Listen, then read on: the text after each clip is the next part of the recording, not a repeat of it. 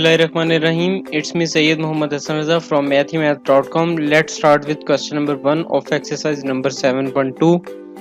The statement of the question is find the specific term of the following AP mean arithmetic progression. Basically इस statement में हमारे पास जो given है वो ये है कि एक हमें बिल्कुल उसी तरह से एक सीक्वेंस दिया गया है.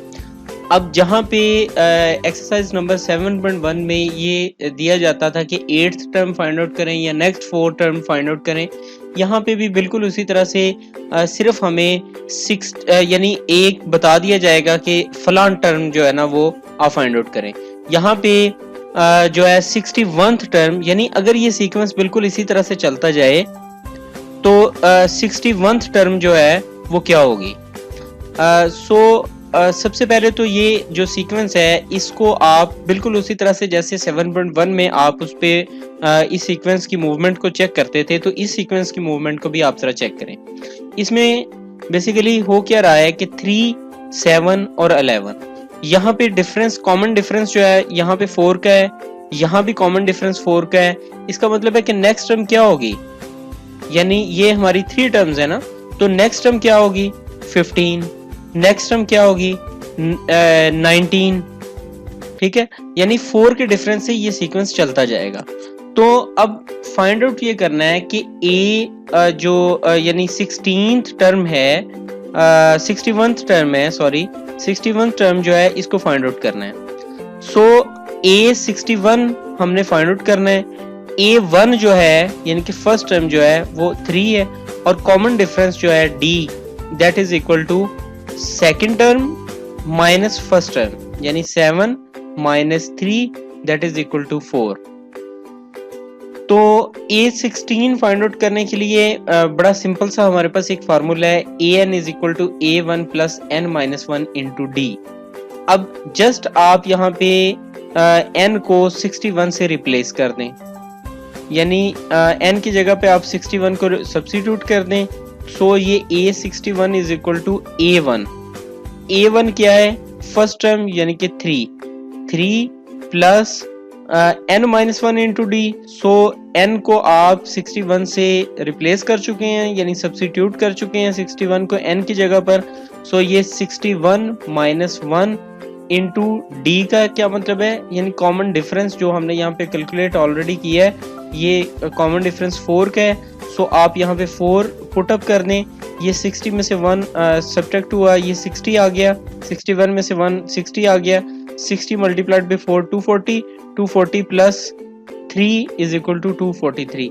यानी अगर ये सीक्वेंस बिल्कुल इसी तरह से चलता जाए तो 61वीं टर्म जो है वो 243 होगी. नेक्स्ट सेकंड पार्ट में जो है ना यहाँ पे इस सीक्वेंस में A19th जो है ना वो फाइंड आउट करना है, यानी कि 19th टर्म जो है उसको फाइंड आउट करना है. तो ज़रा इस सीक्वेंस को भी चलता हुआ देख लें. इस सीक्वेंस में क्या है कि -4, -7, -10. इसका ये मतलब है कि यहाँ पे बड़ा क्लियर है और बहुत सिंपल है कि यहाँ पर जो कॉमन डिफरेंस है वो -3 का है. तो और A1 जो है ये -4 है. A19th जो है इसको फाइंड आउट करना है, यानी n इज इक्वल टू 19 आ जाएगा. बिल्कुल उसी तरह से सिंपल सा फार्मूला जो कि लास्ट क्वेश्चन में भी हमने यूज किया है, ये इस ये formula an is equal to A1 plus n minus 1 into D. यहाँ पे n की जगह पर 19 को आप सब्स्टिट्यूट करें. A19 is equal to A1 जो है वो -4 है, यानी ये फर्स्ट टर्म -4 जो कि यहाँ पे ऑलरेडी जो है ना वो लिख भी दी गई है कि A1 इज इक्वल टू -4. ये आप -4 यहाँ पे लगा लें प्लस n माइनस 1, तो n जो है वो 19 माइनस 1 इंटू डी क्या है, कॉमन डिफरेंस -3 का है. सो ये आपके पास आ जाएगा -4 प्लस 19 माइनस 1 18 आ गया, मल्टीप्लाइड बाई -3. ये 18 मल्टीप्लाइड बाई -3 -54 -4 और ये -4 और माइनस ये माइनस इस प्लस से मल्टीप्लाई होके ये माइनस आ जाएगा, यानी कि ओवरऑल -4 -54. सो ये -58 आ जाएगा. यानी अगर ये सीक्वेंस बिल्कुल इसी तरह से चलता जाए तो यहाँ पर जो 19th टर्म है ये बेसिकली 58 आ जाएगी, -58 आ जाएगी। Third question, third part first question का, इसके अंदर बेसिकली ये एक सीक्वेंस है, इसकी हमने 45th टर्म जो है उसको फाइंड आउट करना है, यानी 45th टर्म फाइंड आउट करने का ये मतलब है कि n इज इक्वल टू 45 आ जाएगा, यानी ये 45 इसको हमने फाइंड आउट करना है। सो यहाँ पे अगर आप देखें, यहाँ पर अगर आप इस सीक्वेंस को देखें और इसकी मूवमेंट को देखें तो आपको आइडिया होगा कि यहाँ पर जो कॉमन डिफरेंस है वो -2 का है, यानी ये बेसिकली डिक्रीमेंट की तरफ जा रहा है। डिक्रीमेंट इसलिए मैं ये कह रहा हूँ क्योंकि ये 6 है, नेक्स्ट आपके पास 4 है, नेक्स्ट 2 है, तो ये टर्म्स जो हैं वो 2 के डिफरेंस से रिड्यूस होती जा रही हैं।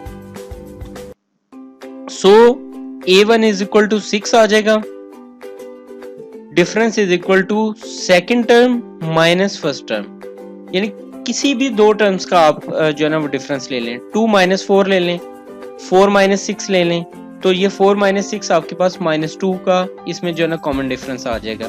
सो A45 जो है इसको फाइंड आउट करना है, A1 गिवन है यानी 6, ये 6 यहाँ आ जाएगा, plus n-1 into D, n क्या है 45, -1 इंटू डिफरेंस जो है वो -2 का है। सो ये आपके पास A45 इज इक्वल टू आ जाएगा 6 - 88, यानी यहाँ पे 45 में से 1 सब्ट्रैक्ट होगा तो ये 44 आ गया, 44 जब मल्टीप्लाई होगा -2 से तो ये -88 आ जाएगा।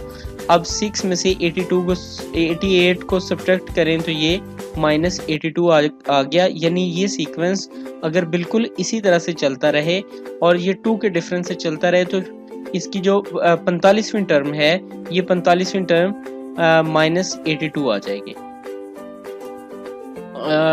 क्वेश्चन नंबर 1 का ये नेक्स्ट फोर्थ पार्ट है।